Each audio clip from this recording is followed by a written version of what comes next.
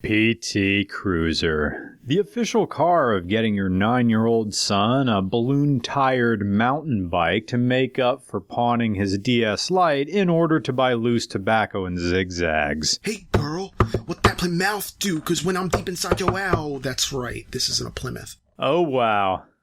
PT Cruiser. You know, John Davis and his outside voice indoors all the time never shut up about this car. It's a finishing spooge, a globular load shot up to the ceiling fan and a final thrust to bring all of the excess and ass-kissing of the 90s to a head in one long hue and cry. Production of the PT Cruiser lasted from 2000 until 2010, and if you need a moment, a landmark, a sidewalk chalk line on the macadam to mark the moment when Chrysler fell off the wagon, here it is.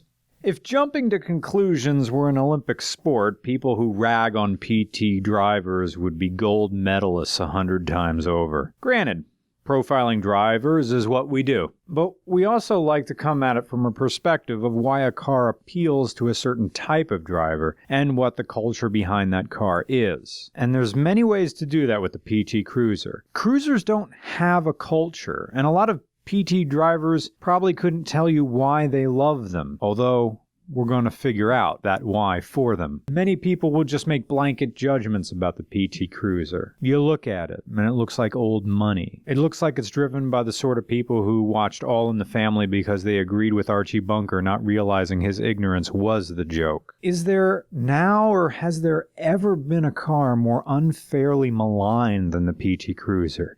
Kids use them as an excuse to hit each other during long road trips, and adults don't appear to have much use for them at all. This car lasted for a decade, but there is something here underneath its retro styling and its bullied reputation. Enjoying a cruiser depends largely on recognizing what you're getting. If you want a more robust engine, you should probably just get a Mazda 3 and save yourself the time complaining on Edmunds. If you want something that privileges performance over aesthetic, you go right back to the Oldsmobile 442. But the Cruiser, PT Cruiser is the Sunday drive. It's the trip down the shore, the glow of the midday sun, the permission slip to seek out the warmth of foreign lands. What is this car? Well, it's either a 2-door convertible or a 5-door hatchback. The PT Cruiser was front engine, front wheel drive, and it was going to be a Plymouth first, but then Plymouth went away, so all right, Chrysler. PT.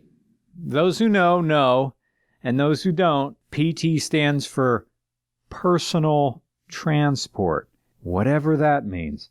It was Chrysler's attempt at a postmodern car, but we're going to get back to that in a moment. It integrated the retro styling of old panel vans from the 1930s alongside the more modern Tritec inline 4-cylinder engines of the late 90s and mid-2000s. And it drives fine. There's nothing wrong with the way a PT Cruiser drives. It was way ahead of its time with upward seating, good visibility. Dimensionally, it feels a lot like that white second-gen Scion XB I drove a few years ago. I didn't expect that to be fast, and I didn't expect the PT Cruiser to be fast, so nothing surprised me. The driving characteristics of a PT are perfectly acceptable and perfectly ignorable. It's like a Ruby Tuesdays, which shares the parking lot with the Howard Johnsons where you were staying for the night. The food at Ruby Tuesdays, perfectly acceptable and ignorable. It's 9 p.m. sustenance cooked from a bag and delivered as a plate of hot brown. I don't even know what I ordered, and I don't care. Just give me some hot brown and a pint of cold yellow because I have a puddle jumper flight at 7 a.m. tomorrow. Chrysler PT Cruiser, the car which belonged to your friend of a friend's parents. You rode in it once with them to Rita's Italian Ice and discovered that, oh, some parents curse a lot. PT Cruiser is still a mess of a machine which regurgitates a mess of a father figure who leads his crying daughter into Dorney Park's main entrance. Will you stop it? We're here to have a good time. But here we're getting down to the real meat of this review. See, PT Cruisers are driven these days, in 2016, by people who are trying to get their second or third chance in life. And here's why even non-enthusiasts know that a PT Cruiser is a low car, a kick-it-while-it's-down car. When the PT Cruiser was new, it was attractive to aged parents and grandparents for the same reason that Scion XB was attractive. High seat height and a roofline and ease of entry and exit. Folks with AARP cards are gentle on their vehicles, and the retro styling reminded them of good times and great oldies, 105.5 FM. So they kept up on maintenance because in preserving these cars, they were preserving their youth. And as a result, the PT Cruisers lived long and healthy lives. And there's no reason to hate a PT Cruiser for that, you say. And I know. Hold on. See, Grandma can't drive anymore. Or can't live anymore, whatever. So what are we going to do with her car? Well, Steve and Mary don't want it. They have a 5 Series and a Passat wagon. What do they want a PT Cruiser for? And Kevin, well, he just looked at it and laughed. He's got a Fiesta ST. Now, Jennifer just got her license last year, but she's got her eye on a Toyota Celica. But oh, here's Francis. Yeah. Francis and Meredith have WIC cards, and their son and daughter are on the free and reduced lunch program. Francis, he just has it so tough. You know, he gave up the needle, and Meredith, she gave up the bottle, but gosh, they're just having such a rough time. And, you know, they were camping up in Wellsboro, you know, all last summer, 3 months. Now, that happened after Jerome decided that $200 a month for 2 rooms in his Crumsville farmhouse, well, that wasn't enough. So out they went. They're living in Temple now, by the mushroom plant, and their Craigslist 1997 Oldsmobile Bravada is really losing compression now. You know, antifreeze in the oil and everything. Steering bushes all cracked to nothing, and even the scrape and slap inspection stations won't pass it. But here's Grandma's PT Cruiser, and, you know, Steve is the executor of Grandma's estate, and he just wants it gone. $500, just get rid of it. And here it is. A perfectly workable car. What a blessing. And Francis and Meredith are grateful. They're going to take care of this car as best they can. But when you're in their kind of situation, oil changes, new tires, brakes, air filters, those things become something you have to save up for. So PT Cruisers are, by economic forces, deteriorating on the roads right before us. And their sudden slide into dilapidation is something we're only seeing for the past few years, as the cars pass from boomers who can afford preventative maintenance to young Gen Xers and older millennials who can't. PT Cruisers have become a rolling reminder of the fragile nature of our own financial stability, and a surefire way to deal with that anxiety is to make jokes, to point and laugh. Ha ha! Look, poor people. Yeah, look, they're poor. I'm not poor. They're poor. I'm not gonna be like them. Nope. Ha ha! We hate the PT Cruiser because we hate the idea that we are just 2 or 3 bad breaks away from buying one out of desperation. And that's unfair on the PT Cruiser because it's not a bad car. They made 1,350,000 of these things. And it's a 5-door liftback. It's really practical. I mean, look at the size of that hatch. It's the entire back of the car opens up. Class dismissed. That's enough for the economics lesson for today. I see some of you guys have the class schedule. You'll be heading to Lytle 305 for literary theory. So have fun with that. Welcome back to Literary Theory. We're talking about postmodernism.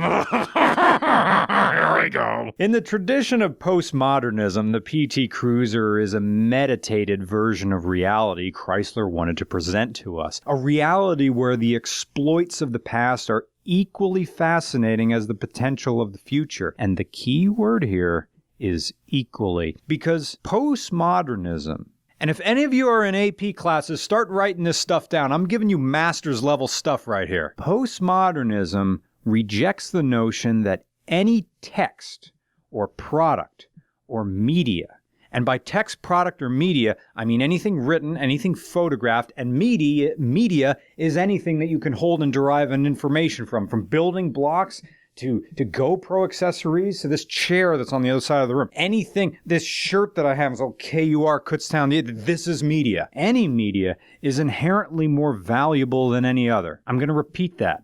Postmodernism rejects the notion that any text or product or media is inherently more valuable than any other. Culture is a snake eating its own tail. Everything old is new again.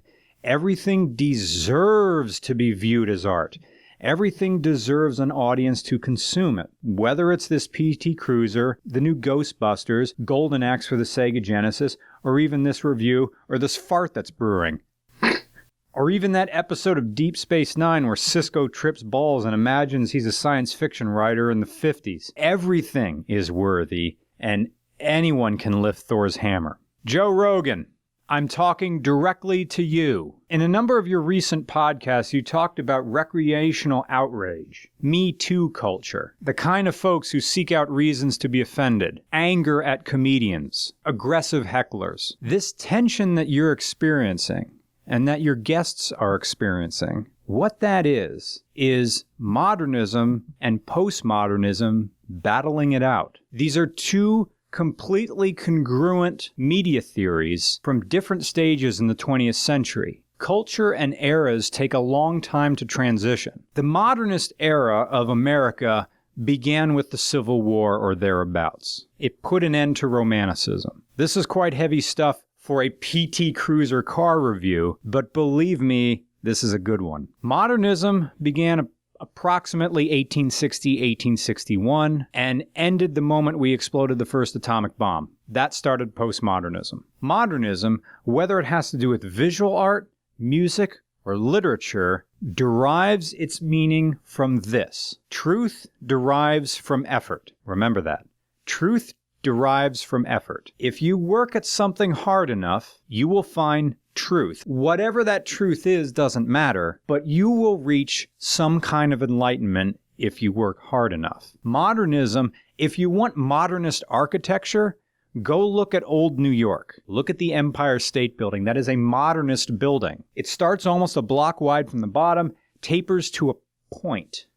All modernist structures end with a point. All your hard work has a base, and it builds and it builds and it builds, and up there is a spire. Up there is truth.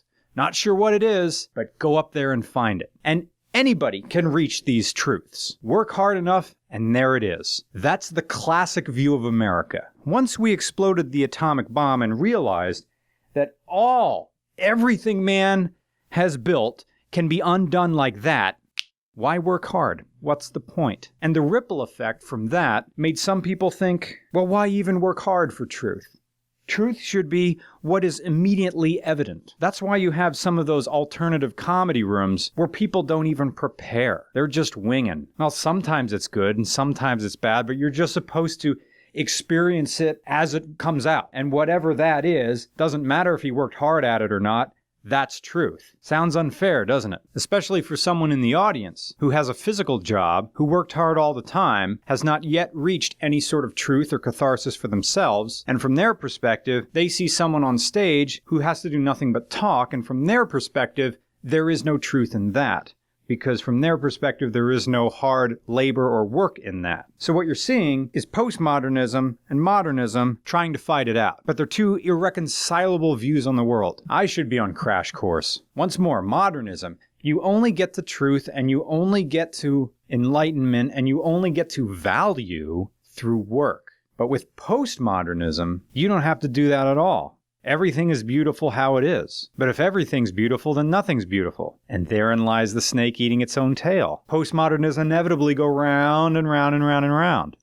So, Chrysler PT Cruiser.